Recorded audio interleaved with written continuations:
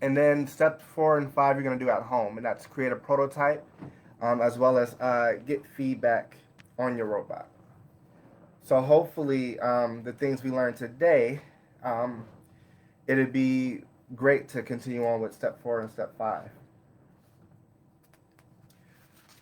What we're gonna do first is hopefully you guys have some paper and some pencils, because what I want you guys to do is to take 30 seconds, and if you have a partner next to you, a parent or sibling, um, I want you to take 30 seconds to quick draw them. Have them pose any way you would like. They can stand on one foot or they can touch their head, and see if you can take 30 seconds to draw them. And I'll give you guys some time to do that.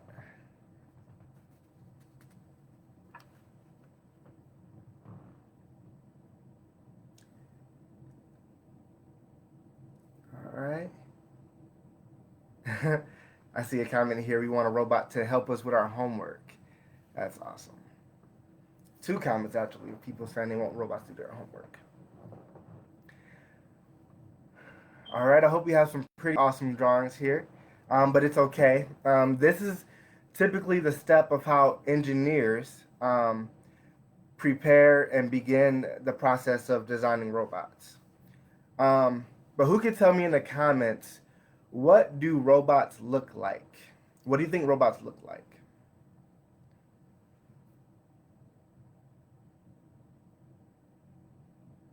And as I said, um, robots are machines that does things automatically to make things easier for people. So you can tell me, what do you think a robot looks like?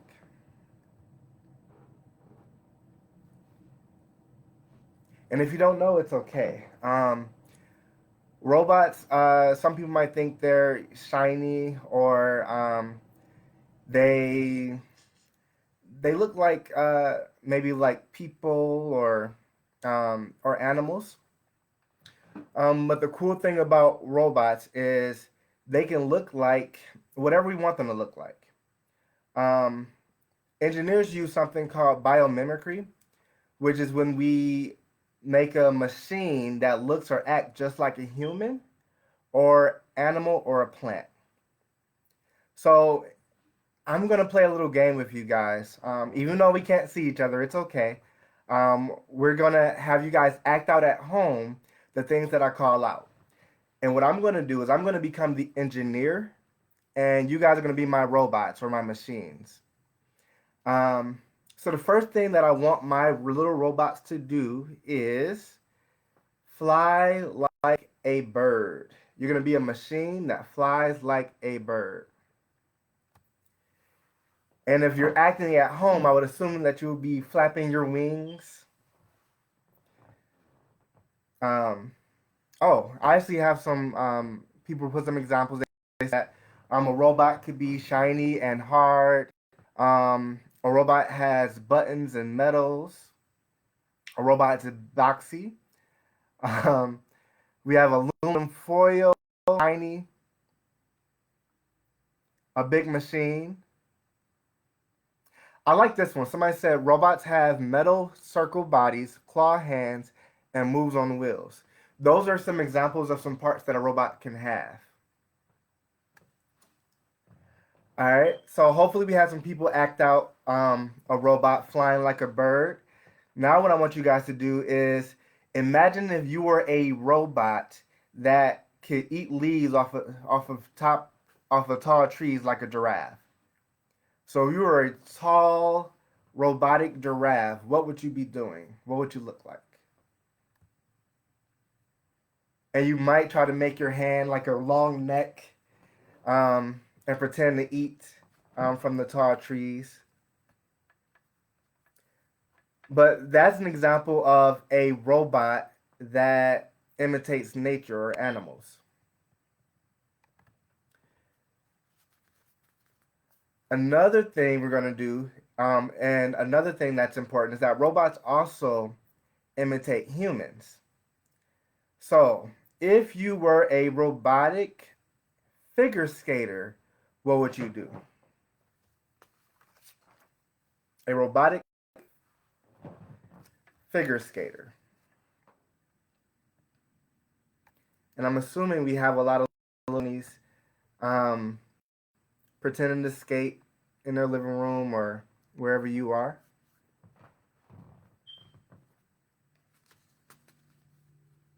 And then last one, if you are a robot weightlifter, what would you do as a robot weightlifter? I'm assuming you might move very robotic and really try to lift some weights here.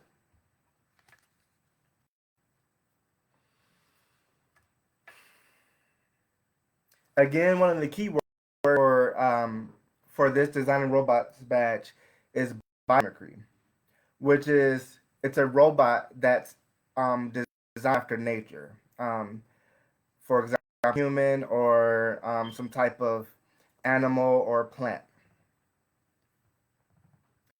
And just to show you guys a few examples of robots inspired by nature, you guys, this here, hopefully you can see my picture, my image, but this right here, robot inspired by a duck. And you can see the right here, and you can see just like the robot, the dog has 4 legs, the robot has 4 legs, and they both have bodies. So this is an example of a robot inspired by a dog.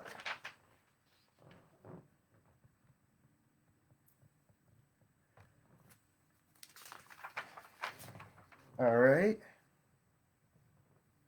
Another question I'm going to ask you guys before I show you some more robots is, what do you think makes you different from a robot? Because we know that robots are inspired by us, which means robots might have, they might have hands, they might have arms, they might have legs. But what makes you different from a robot?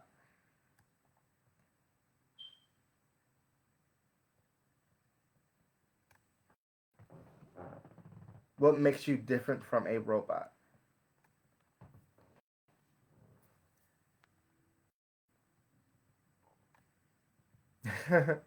I see someone like my puppy that I had here. But what makes you different from a robot? So Mary Jane said that she has lungs and a heart. That's one example, yes, of a human different from a robot. We have someone that they're not made of metal. Exactly, we're not made of metal, and we breathe.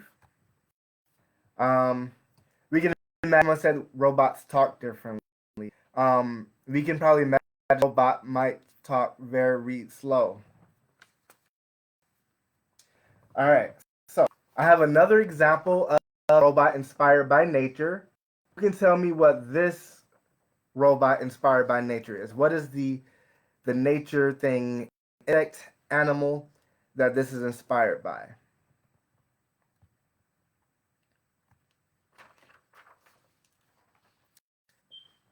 Someone said that we can do gymnastics or some athletic sport they can't. They're creating robots that can do a lot of different things lately. Here again is the robot by nature that I have. Who can tell me what nature insect is this robot inspired by? Perfect, perfect. We have saying a spider. Awesome. This is a robot inspired by a spider. And the cool thing about spiders is spiders are actually very, very important. Especially they could be a good thing because they get rid of insects that you don't really want to have there. They capture things in their spider web. But the cool thing about a robotic spider, I can imagine, is that a robotic spider won't bite you. So that could be really that'd be a spider that you can have.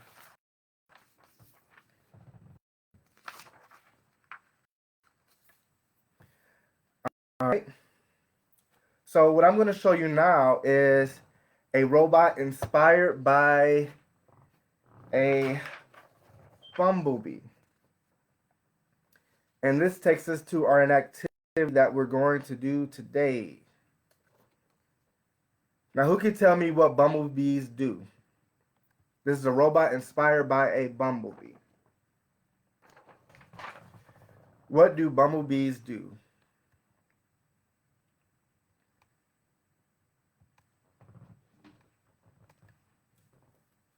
And here's a real bumblebee. What do bumblebees do?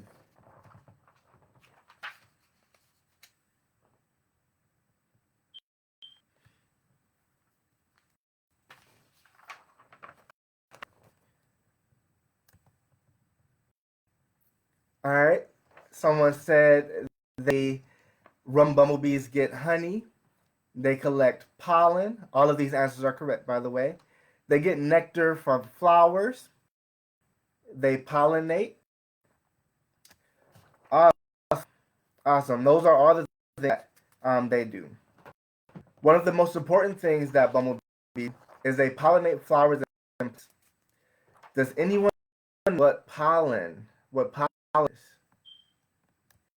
So we know that bumblebees pollinate flowers and plants. Who can tell me what pollen is? And we have a few people that said pollinate.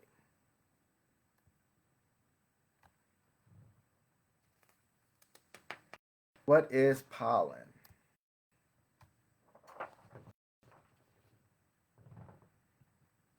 As you got in your comments, you might say that pollen is the powder stuff inside a flower.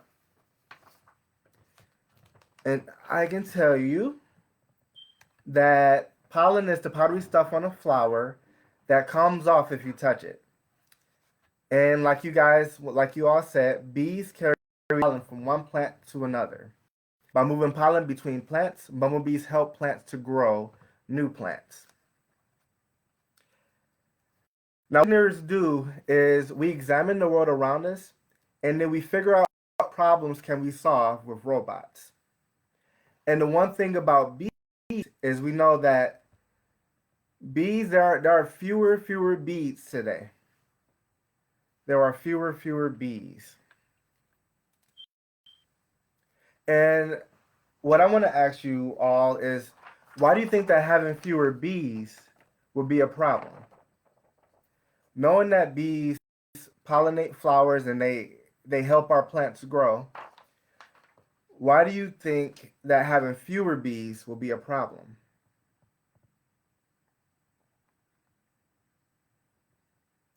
Someone said pollen is power. Pollen is what makes honey. But why do you think that having fewer bees would be a problem? Perfect. Mandy said less vegetables and less plants. And we need vegetables and plants to survive. Someone said that there would be less flowers. And those are all the things that we need in order to be able to survive and be able to eat. And without the bees, it wouldn't be a good thing for us. So I'm gonna have you guys take your paper and your pencils, and what we're gonna do, and I'm gonna use my board here, but what we're gonna do is we're gonna try and create and design a robotic bee. And if you guys can think about the things that a bee has that will make our robot bee work or feel like a bee and do the things that the bee needs to do, you'll see that on this picture of our bee, we see that the bee has wings. That's how they're able to fly from each flower. We see that bees have legs, and that's how they attach onto the different flowers. Bees have a stinger. And we also know that the bees have a specific color. They're black and yellow. So what I want you all to do is I want you to take your paper and I want you to think about this picture of this bee. And I want you to draw what a robotic bee may look like. And what you may start with first is, and what I draw on my board here, is you may notice that a bee has a body. So I'm going to give our bee a robotic, or what I feel would be a robotic body.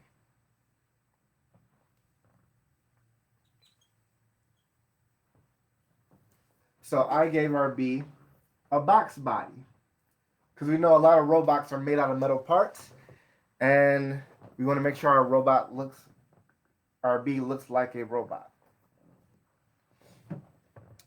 Then we know our robot needs some wings and some antennas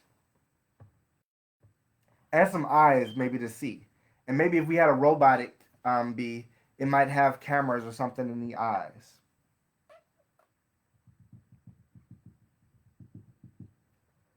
So I'm going to do the eyes as well as the antennas, because we got to make sure that our bee can be controlled. So this is a robotic bee, and these are the eyes here and the antennas.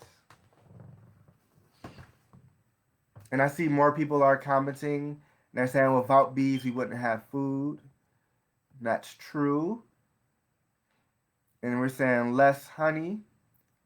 And someone else said not enough bees means plants can't reproduce. Those are all true. Which is why it's important for us to create our robotic bees. All right, another thing that our robotic bee will need to have is we want to give our bee some wings. So I'm going to create a place for the wings to go.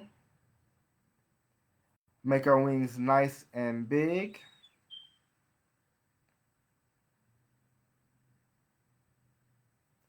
All right.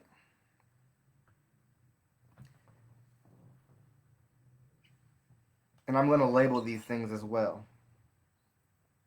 Antenna.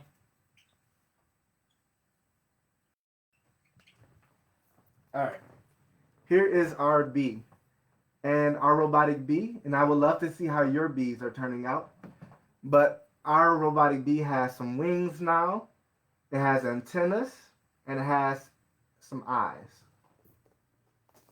All right. And because we're engineers and this is our designing phase, they don't have to be perfect drawings. As long as you understand what you're drawing and you can see your concept and what you're doing. Another thing that our robotic bees have is we have to make sure our bees have legs. So I'm going to make for our bee.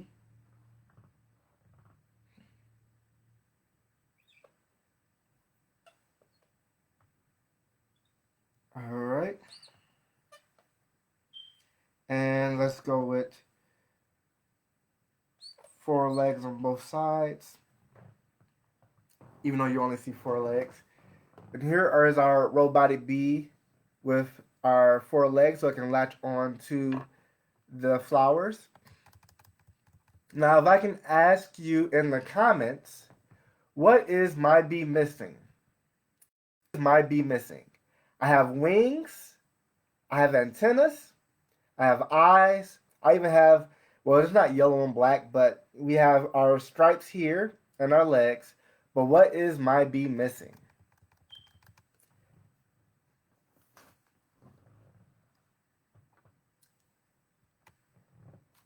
And once you let me know what bee is missing, I will go ahead and put on my bee.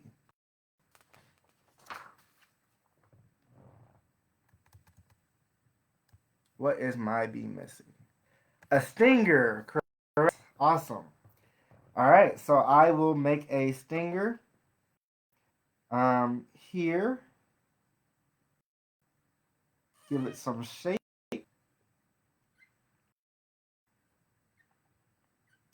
And imagine that it's a robotic stinger.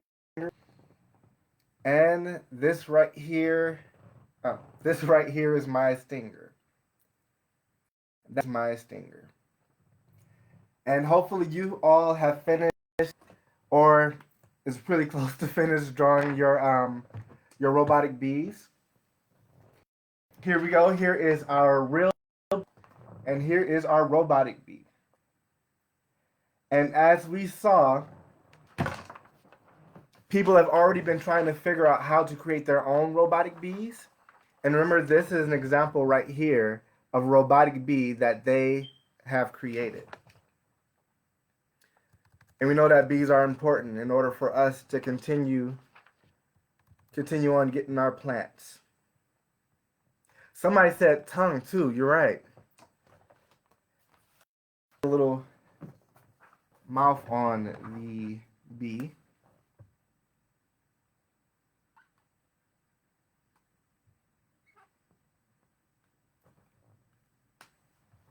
Hopefully, hopefully that works. All right. So this right here is an example of us designing a robot. What you guys will do in the next two steps is you will be making a 3D version, a 3D model of a robot, and it's called a prototype. A prototype is a model or a fake or miniature version of what you actually will be creating. And here's the actual definition. A prototype is a sample. When you want to show someone your idea, it could be or a model you make to show what your idea looks like. And what I want you guys to do for your next couple steps, well, what you will be doing, and what you can find this information on your volunteer toolkit, your VTK. And you can also find it if you have your Brownies badge book. You can find it on there as well. But the next two steps is you're going to be designing a robotic arm, which would be really awesome. And there's actually a really cool YouTube video that I always use when I'm creating the robotic arm with my girls at the schools. That you can, it's very, very detailed, and all you need is boxes, straw, strings, cardboard, and things like that. And then the last step that you will be doing is you will plan out your robot. And hopefully you can make your robot that can clean your room, or your robot that can help people or do your homework for you. And that will be awesome, because then we can all use those robots. So what we went over today, hopefully you guys have gathered this from today.